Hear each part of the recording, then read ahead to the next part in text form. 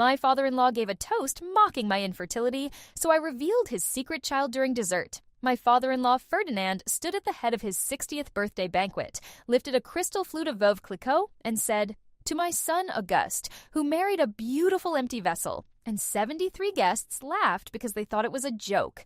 I was sitting 4 chairs down from him in a sapphire blue silk dress that had cost me $840, holding a champagne flute with both hands so they would not shake, and I felt my husband Auguste go absolutely still beside me. My mother-in-law, Calliope, laughed loudest of all, throwing her head back the way she did at the country club when someone said something cutting about a friend who was not present. The waiter beside me was setting down a plated salad of Bib lettuce and goat cheese, and I watched a single drop of vinaigrette slide off the rim of the plate onto the white linen tablecloth. I did not move. I did not breathe. I had been waiting for this exact moment for 14 months. I had been married to Auguste Beauchamp Lindqvist for 6 years when his father raised that champagne flute at the Bellevue Yacht Club, and we had been actively trying to have a child for 4 of those years.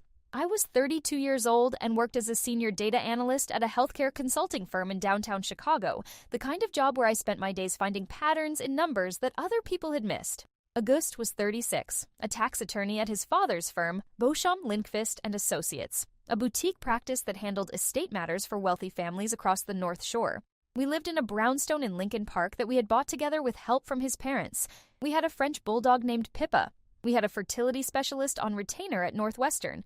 We had been through 3 failed rounds of IVF, 2 miscarriages, and a diagnostic workup that had identified the cause of our infertility, a diagnosis that no one in the family except Auguste and my own mother knew. The cause of our infertility was Auguste. He had a severe oligospermia diagnosis from Dr. Hyacinth Okonkwo-Bremer, a reproductive endocrinologist with 21 years of experience at the Northwestern Center for Fertility and Reproductive Medicine, that had been confirmed across multiple semen analyses over a span of 18 months. The medical reports were clear and definitive. The chances of us conceiving naturally were vanishingly small, and even with intervention, we had been told that donor sperm was likely our most viable path forward. Auguste had been devastated by the diagnosis. He had also asked me, in a moment of vulnerability I would later understand as something else entirely, to please never tell his family. He said his father would never forgive him for being the broken one. I had agreed because I loved him. I had agreed because I did not yet understand that I was being set up. Ferdinand Beauchamp Lindqvist was 60 years old at the time of that toast, a 4th-generation Chicagoan, a graduate of the University of Chicago Law School, and the founding partner of a firm that traced its origins to his great-grandfather. He was a tall, silver-haired man who wore custom suits from a tailor in London and spoke in the unhurried cadence of someone who had never once been told to hurry. He was on the board of the Lyric Opera. He was on the board of the Shed Aquarium. He was a deacon at his Presbyterian church. He was also, I had come to understand over the 4 years of our infertility journey, a man who took a peculiar and specific pleasure in identifying the weak spots in the people around him and pressing on them until they bruised. He had been pressing on me for years. Calliope, his wife, was 58, a former interior designer who now spent her days on charity committees and luncheons, a thin and beautiful woman who had perfected the art of cruelty disguised as concern. She would ask me at family dinners whether I had considered alternative paths to motherhood in a voice that conveyed both pity and suspicion, as if she had already concluded that the failure of my marriage to produce grandchildren was entirely my responsibility. She had a way of touching my arm when she said these things, a soft, sympathetic touch that made me want to peel my own skin off. Auguste's younger sister, Octavia, 29, married 3 years to a corporate attorney named Sidonie Tremaine Aldrich, had given Ferdinand and Calliope 2 grandchildren in 2 years, a fact that was mentioned at every gathering as if it were a personal achievement of Calliope's own. I had begun to dread the Beauchamp Lindqvist family dinners with a physical, body-deep dread that made my hands cold for hours before each one. The toast was not the first cruelty Ferdinand had ever delivered at my expense. It was just the most public. Over the previous 4 years, he had made comments at Thanksgiving about how some women are simply not built for motherhood. He had said at Christmas dinner that he had always believed Auguste should have married a more traditionally fertile type. He had told a story at his 58th birthday party about a woman in their social circle who had been unable to conceive and whose husband had eventually found a more suitable partner. He had told these stories while looking directly at me, with a small, controlled smile, and he had watched my face for the reaction. I had spent 4 years training my face not to react. I had become, over those 4 years, very good at sitting very still. The thing that changed everything happened 14 months before the toast, on a Friday evening in February, when I had stopped by Ferdinand's office to drop off a contract Auguste had asked me to deliver. Ferdinand had not been there. His longtime assistant, a woman named Marguerite Vasilakis Borrego, who had worked for the firm for 19 years, had been packing up a banker's box of files at her desk, and she had asked me, in a tone I could not immediately place, whether I had a few minutes to talk. I had thought she wanted to chat about Auguste. I had said yes.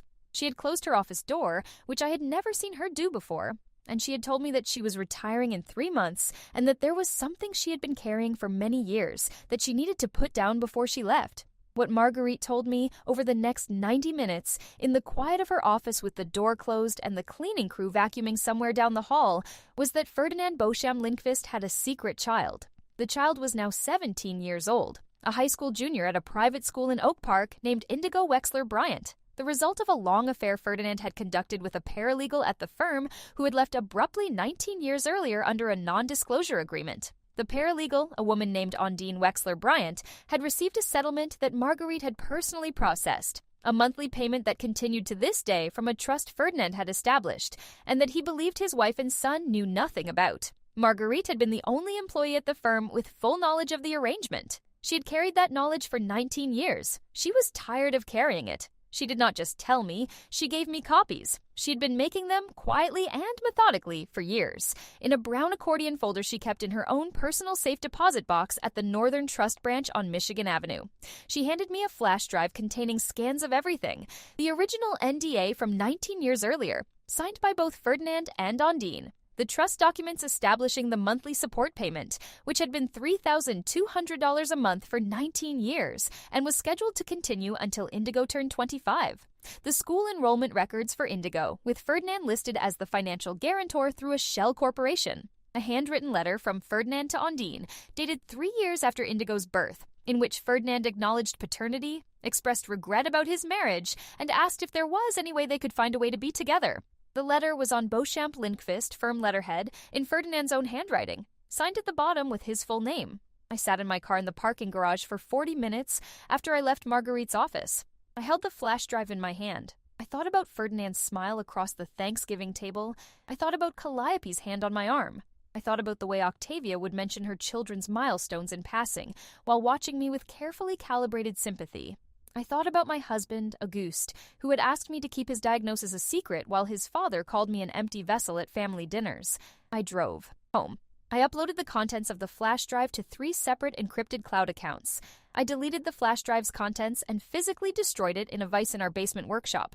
I told no one. Not Auguste, not my mother, not anyone.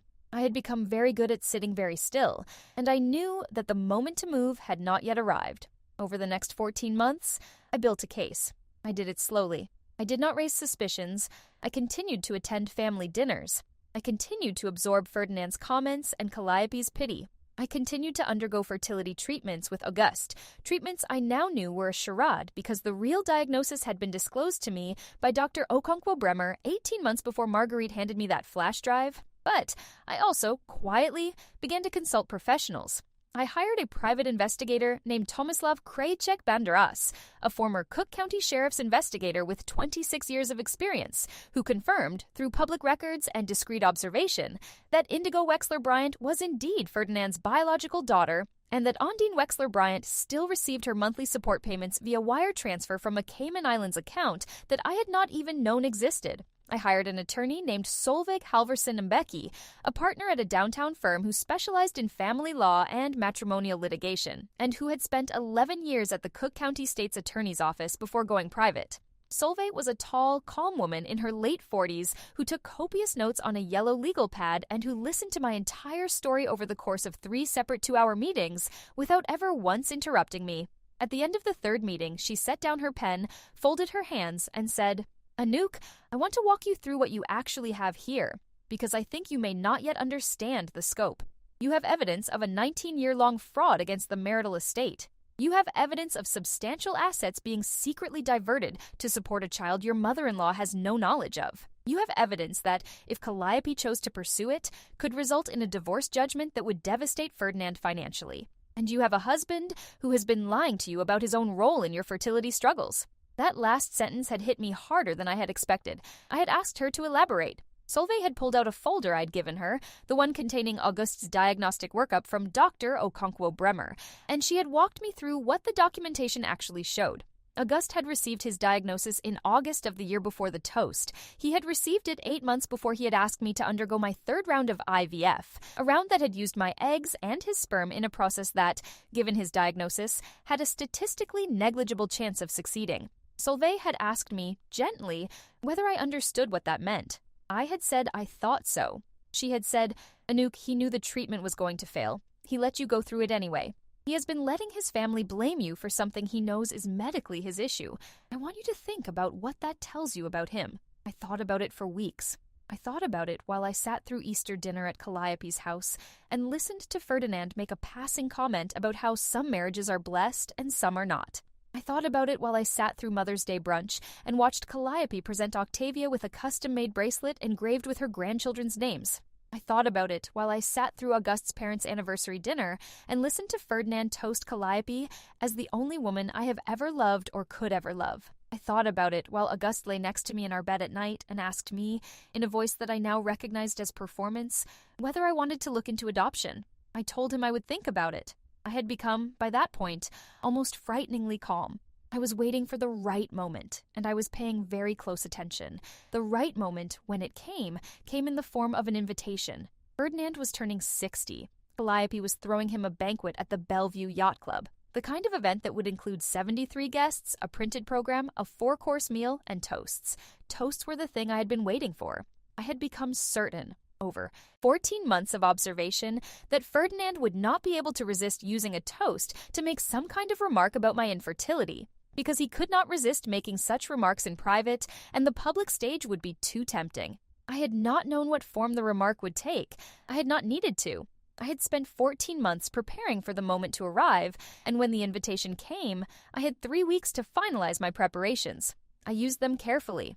I met with Solveig one final time. I met with Tomislav. I met with a 3rd professional I had retained 6 months earlier, a forensic accountant named Dr. Sigrun Achterberg Ohanian, who held a PhD in accounting from the University of Michigan and who had spent 14 years at the IRS Criminal Investigation Division before going private. Sigrun had been working, with my authorization and at considerable expense, to trace the full financial scope of Ferdinand's secret arrangement. She had identified not only the Cayman Islands trust funding Ondine's support payments, but also a second offshore entity in Bermuda that had been receiving fees from the law firm for consulting services that did not appear to correspond to any actual consulting work. Sigrun believed, based on her review of the documentation, that the second offshore entity might also be funneling money to Ferdinand personally in ways that would be of significant interest to the Internal Revenue Service. I asked Sigrun what she would recommend. She said that the documentation I had assembled was, in her professional opinion, sufficient to support a federal criminal investigation for tax evasion. She also said that the documentation, separately, was sufficient to support a civil action by Calliope for fraudulent conveyance of marital assets, an action that would almost certainly result in a divorce judgment heavily favorable to Calliope. She also said, very carefully, that none of this was my decision to make. The decision to pursue criminal or civil action belonged to the parties who had been wronged. My role, if I chose to play one, was to deliver the information to the people who could act on it. I asked her what she would do in my position.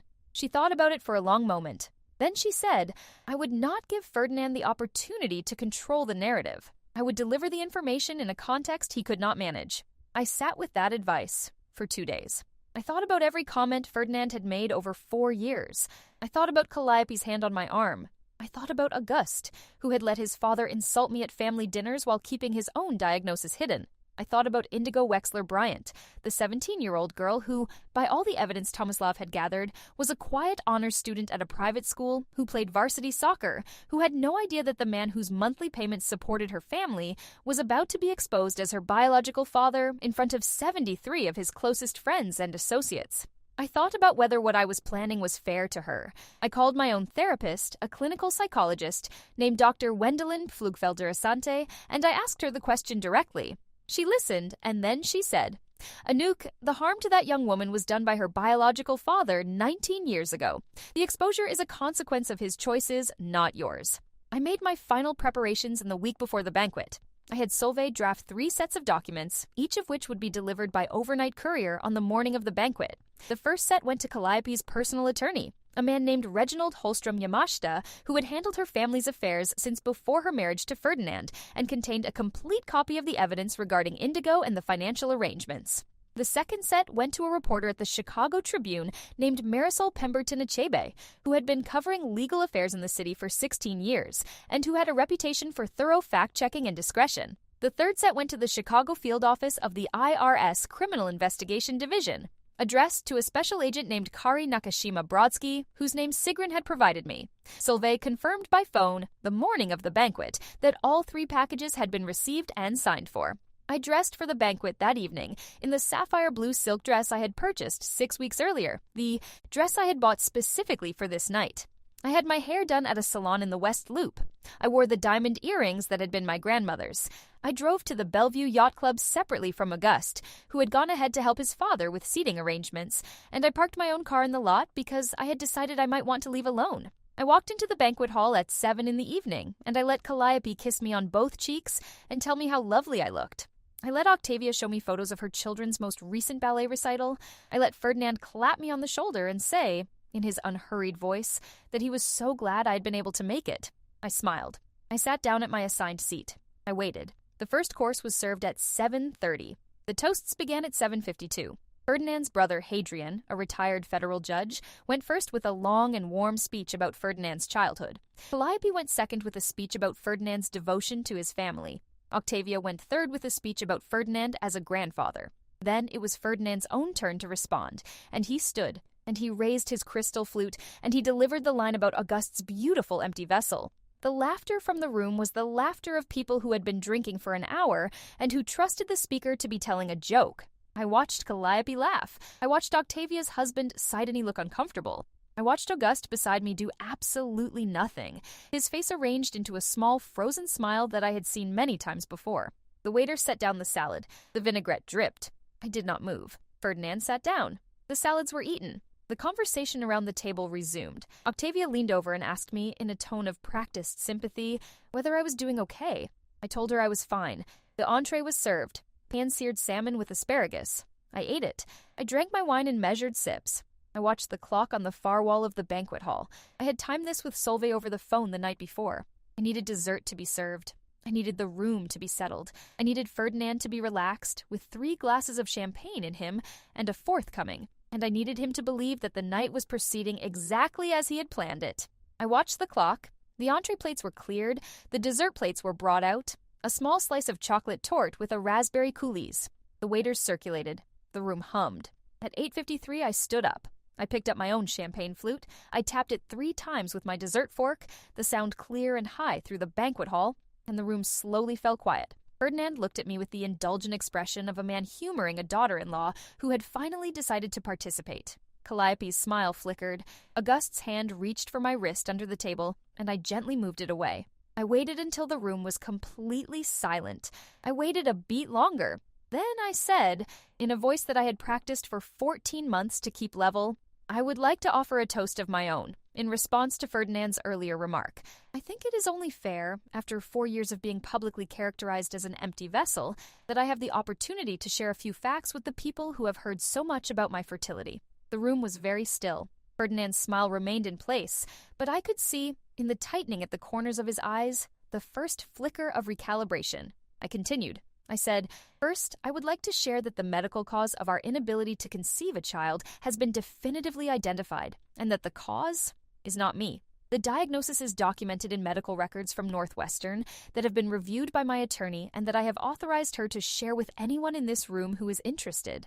I have spent 4 years being publicly humiliated by my father-in-law for a condition that is not mine, and that my husband has known about for 19 months and has chosen not to disclose to his family. I paused. I looked at Auguste. He had gone the color of the white linen tablecloth. I continued. I said, second, I would like to share something with my mother-in-law Calliope. Calliope's smile was still attempting to hold. I said, "Calliope, this morning, your personal attorney, Reginald Holstrom Yamashita, received a complete set of documents by overnight. Courier, the documents include a non-disclosure agreement signed by Ferdinand and a woman named Ondine Wexler Bryant 19 years ago. They include trust documents establishing a monthly support payment of $3,200 that Ferdinand has been making to Ms. Wexler Bryant for 19 years. They include a handwritten letter from Ferdinand on firm letterhead acknowledging paternity of Ms. Wexler Bryant's daughter, Indigo, who is now 17 years old and a high school junior in Oak Park. They include financial records tracing the source of the support payments to an offshore trust that Ferdinand established without your knowledge. Reginald will be calling you in the morning to schedule a meeting. I wanted you to hear it from me first." The silence in the banquet hall had become a physical thing. Ferdinand had risen from his chair, and his face had drained entirely of color. And Calliope had set down her champagne flute with such care that the small sound of crystal on the linen tablecloth was clearly audible across the room. Hadrian, the retired federal judge, was staring at his brother with an expression I would later describe as the look of a man watching a colleague step on a landmine. Octavia's husband sighed when he was already on his phone. The journalist Marisol Pemberton Achebe, whom I had not previously identified to the room, but who had been seated at table 11 as the guest of one of Ferdinand's law partners, had her recorder out and was making no attempt to conceal it. I continued. I said, "Third and finally, I would like to share that this same set of documents was delivered this morning to the Chicago field office of the IRS Criminal Investigation Division, where Special Agent Kari Nakashima Brodsky will be reviewing them for evidence of tax evasion and fraudulent conveyance of marital assets." I raised my champagne flute. I said, "To honesty, to the truth catching up, and to the empty vessels of this world finally being allowed to spill what we have been carrying. Happy birthday, Ferdinand." I drank. I set down the flute. I picked up my evening bag. I walked toward the exit of the banquet hall in my sapphire blue silk dress, past tables of guests who were sitting in complete stunned silence, past Calliope, who was looking at her husband with an expression I would carry with me for the rest of my life, past Ferdinand, who had not yet moved, past Auguste, who had pushed his chair back and was rising to follow me. I did not stop. I did not turn around. I walked out of the banquet hall, through the lobby of the yacht club, down the curving staircase to the valet stand, and out into the warm summer evening. I drove home alone. The aftermath unfolded faster than I had expected. Marisol Pemberton Achebe's first article ran in the Tribune 3 days later, a careful and well-sourced piece titled "Prominent Chicago Attorney Faces Scrutiny Over 2-Decade Secret." The article did not name Ondine or Indigo, both of whom were protected by their original NDA, but it named Ferdinand, it named the firm, and it referenced the existence of a federal investigation that the IRS had confirmed was active. The article was picked up within 48 hours by the Sun-Times, by Crane's Chicago Business, and by 3 local legal trade publications. Ferdinand's clients began moving their accounts within the week.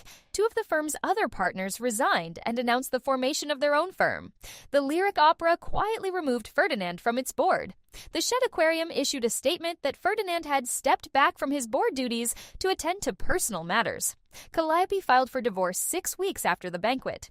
Her petition, drafted by Reginald Holstrom Yamashita and a team of forensic financial specialists, cited fraud against the marital estate and sought an unequal division of assets that would, if granted, leave Ferdinand with approximately 12% of what had been their combined marital wealth. Calliope, to her credit, also reached out privately to Ondine Wexler Bryant. I do not know what was said in those conversations. I know only what Marguerite told me later, that Calliope had insisted on continuing the support payments to Indigo through a new trust structured to be entirely independent of Ferdinand, and that Calliope had also offered to fund Indigo's college education in full. Calliope had been wronged for 19 years, and her response to that wronging had been to extend protection to the 17-year-old girl who had been the unwitting subject of the betrayal.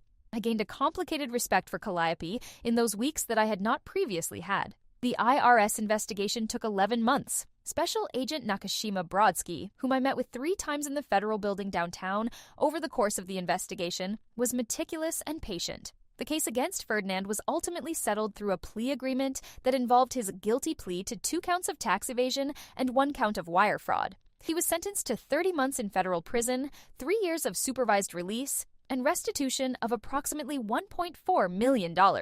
Beauchamp Lindqvist and Associates dissolved as a partnership before he was sentenced. His Illinois law license was suspended pending the resolution of disciplinary proceedings that ultimately resulted in disbarment.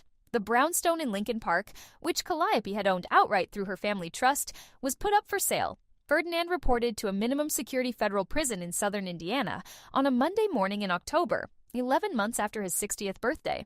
Auguste and I separated within a week of the banquet.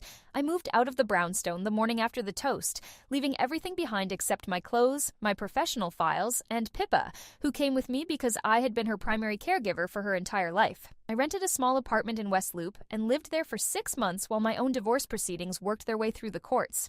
Solveig represented me. Auguste was represented by an attorney from a firm in suburban Chicago because none of his father's contacts would take his case. The divorce was uncontested. Auguste, to my mild surprise, did not fight me on anything. He had been so completely undone by what happened at the banquet that he had simply ceased to function in any practical sense. He left his job at his father's now-dissolved firm. He moved into a small condo in suburban Skokie. He stopped attending family events. I tried, in the months after the separation, to understand what Auguste had been thinking.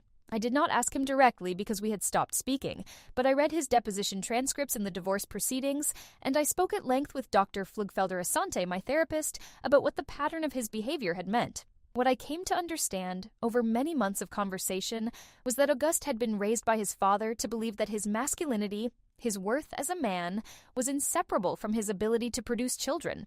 When he had received the diagnosis from Dr. Okonkwo-Bremer, he had not been able to face his father.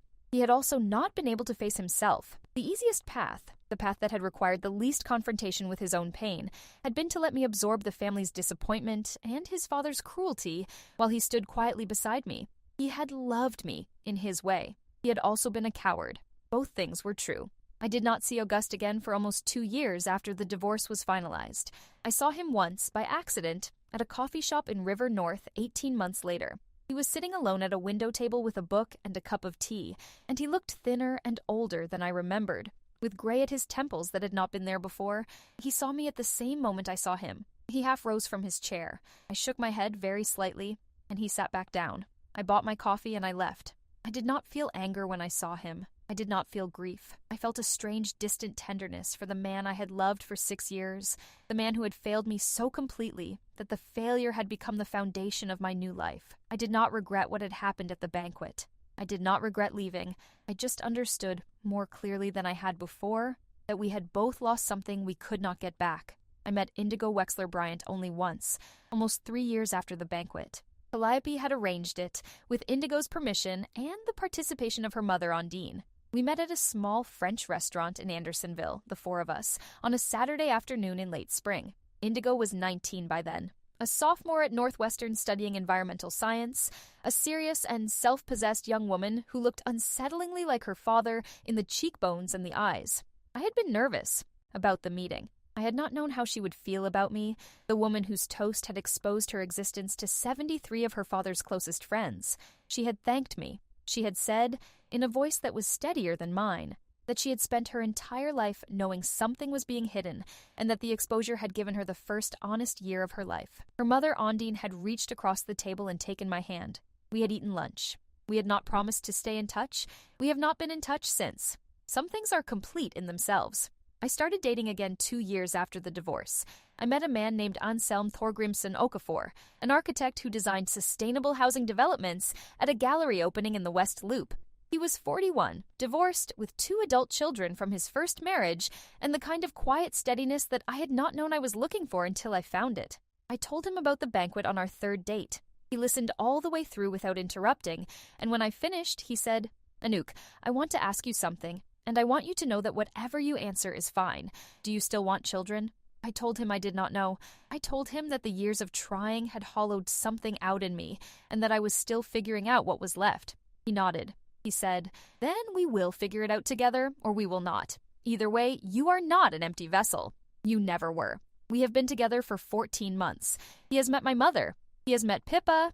He is gentle with me in ways I am still learning to receive. Calliope and I have a strange and continuing relationship. She invited me to her home once, 6 months after Ferdinand had begun serving his sentence, and we sat in her sunroom for 3 hours, and we talked about everything that had happened. She had asked me, at one point, whether I had ever considered telling her in private rather than at the banquet. I had told her the truth, which was that I had considered it and had decided against it. I had told her that Ferdinand controlled every private space in their marriage, and that the only way to deliver the information in a context he could not manage was to deliver it in front of 73 witnesses. She had been quiet for a long moment. Then she had said, "You were right. I would not have believed it in private. I would have let him talk me out of it. The only reason I believed it was because I could see his face when you said it. We exchange birthday cards. We do not pretend to be friends. We are something else, something I do not have a word for. It has been 4 years since the banquet. I am 36 years old. I live in a condo in West Loop that I bought with the proceeds from my share of the brownstone and a small inheritance from my grandmother. I work at a new firm in a senior role that pays substantially more than my old job. I have a French bulldog who has aged into a grumpy and beloved companion. I have a man in my life who loves me without measuring my worth in ovum or ovaries or outcomes I cannot control. I have a small circle of friends who know the whole story and who do not flinch from it. I do not have children, and I do not know whether I ever will. And the not knowing has stopped being a wound and become simply a fact, the way the color of the sky is a fact. The fact does not hurt me anymore. It is just a fact.